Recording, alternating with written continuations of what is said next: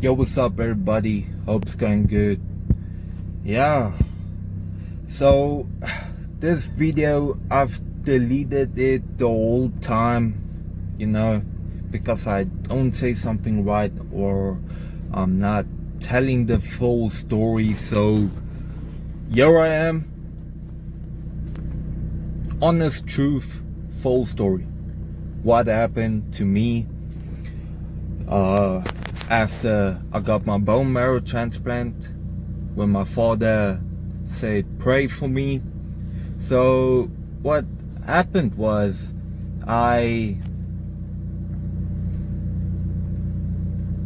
got my bone marrow transplant. Everything was going good, and after that I started having some troubles, like I couldn't wake up. So my father and the nurse tried to wake me up, but I can't. So they contact doctor and they sent me to ICU, and I think my blood pressure was dropping. So I was in ICU, and I got treatment there, but it wasn't looking that well. So the doctor said because my lungs were collapsing, I couldn't breathe, and the machine they put me on didn't work there. So they need to fly me to Unitas Hospital and to Unitas to get a ECMO machine. And it's crazy, the ECMO machine, because it works so that I know one of the things is you breathe through your leg,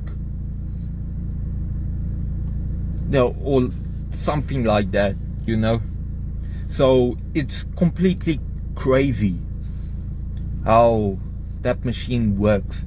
But honestly, the machine worked, by just God's grace, to be honest, because the doctors told my parents like four times, I'm not gonna make it, So I'm on the fifth life, so shouldn't mess this up. So yeah, but after that, got a few surgeries,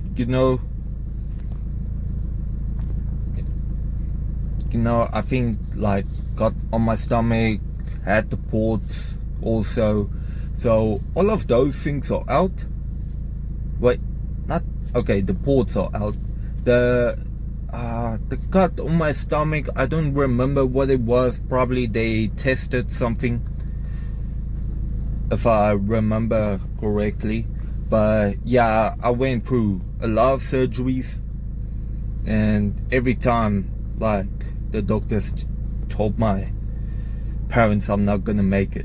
So it's honestly a blessing that I'm still here, and I'm thankful,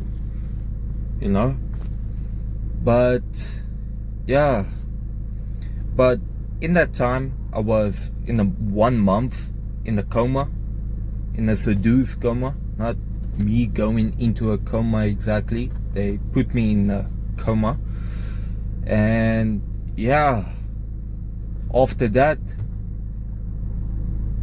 I woke up, started trying to move my hands, trying to learn the things again, like the other video, stood up for the first time, all of those things. Everything went great. I went to Neke East Hospital again, got treatment there for a month, maybe 2 months, I think a month. And yeah, then January I'm at home again, so it's been a lot. That's exactly what happened. This is the full story now. But also what I want to place in is my coma, right? So I'm gonna put this in 3 categories. So it's dreams, visions, reality. Okay, so the visions or the dreams, I was just having the whole time dreams, you know, back to back. So I'm thinking this is my constantly my life now, you know, like I don't think I'm dreaming like this. All of those things are like happening, and I'm feel like, what the hell is happening with my life? You know, I dreamt like my parents are dead. So every time I was thinking the whole time my parents are dead, you know, the whole time. You know, my family can't find me, like everything like that. But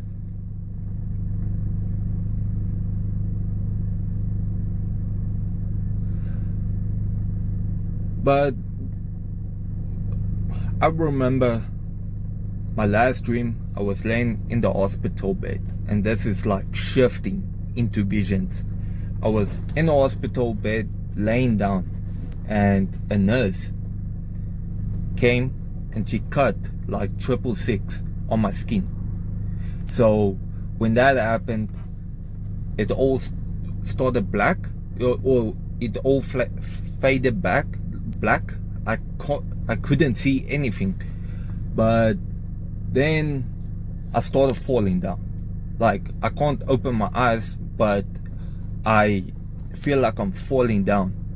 When I open my eyes again, all I see is fire in the place, and the picture I saw, I knew it was hell. I knew it was hell, because the people that are there, like, how you gonna be in your last moments when you die is how you're gonna be in hell. So if you don't have legs, you're not gonna have legs in heaven. If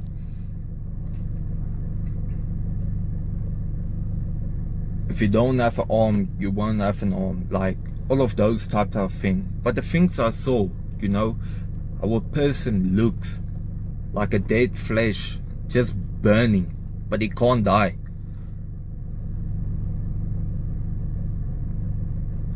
I don't even know how to explain it exactly.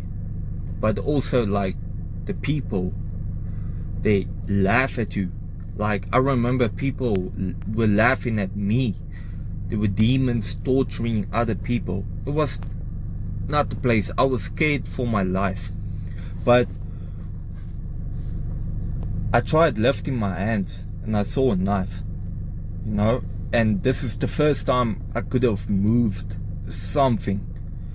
But I couldn't talk, so I couldn't just say, Jesus Christ, save me.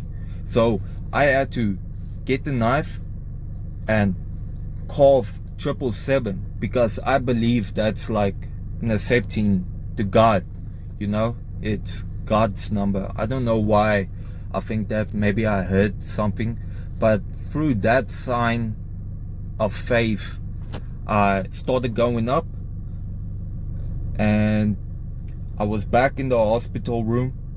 I went up again into this light. When I came through the light, it's the first time I could have moved everything, you know, like the first time. I'm talking about my arms, everything, not just my arm. It's like literally everything. So I could have moved, but I looked at the distance and I saw like the greenest grass you'll ever see, and there's all of these people sitting around one person, and I knew for a fact that's Jesus. And in my coma also, I heard my sister laugh, and it brought acceptance to my heart. You know, it's still hard experience like this weekend and Monday was my sister, 2 years passed away, you know, so it's still hard, but that moment just brought me acceptance in my heart that I knew she's in a better place. But I started going down again to my hospital bed, and this is where it's shifting to reality. And I just looked in front of me, and my mother and grandma walked through the door, and I wanted to cry because I thought my mother is dead, my family can't find me, but here they are. So yeah, so that time my coma was reality. Like, I can hear all of the things people have been saying to me, everything, you know. So that was luckily the easy part, you know. But yeah,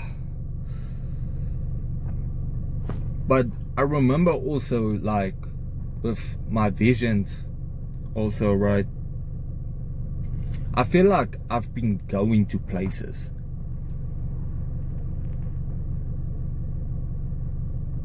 Or it's probably in dreams or anything like that. But, or it's visions, yeah. Because I feel like I was going places, you know, because I at my grandmother the other day, you know, or not the other day, like a year back, you know, just when I got out of hospital.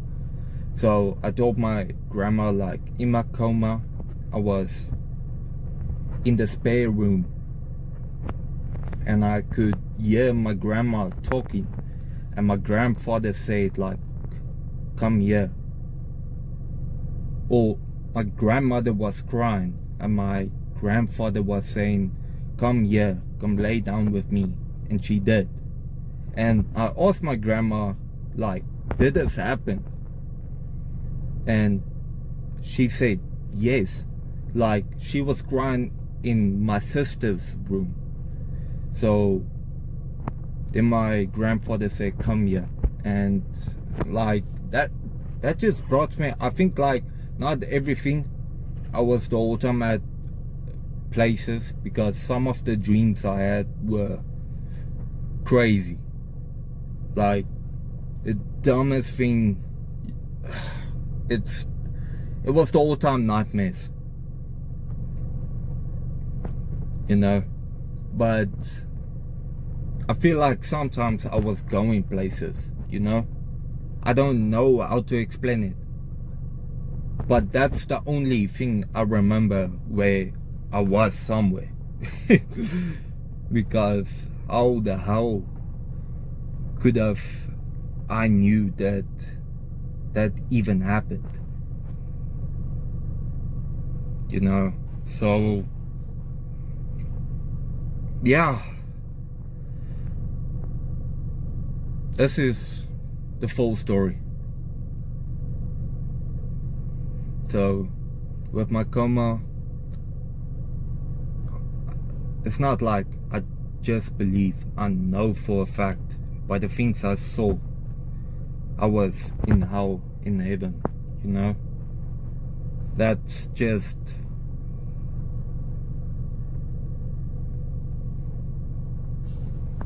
life.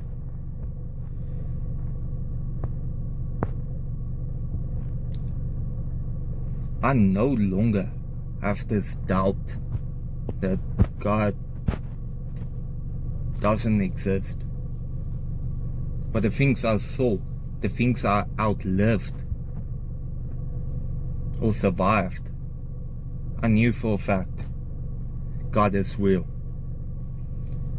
And it's literally only a miracle that I'm still standing here or sitting here in my car and making a video for you guys. It's a blessing. But yeah, that was it, guys. Hope you guys enjoyed the video. May God bless everyone.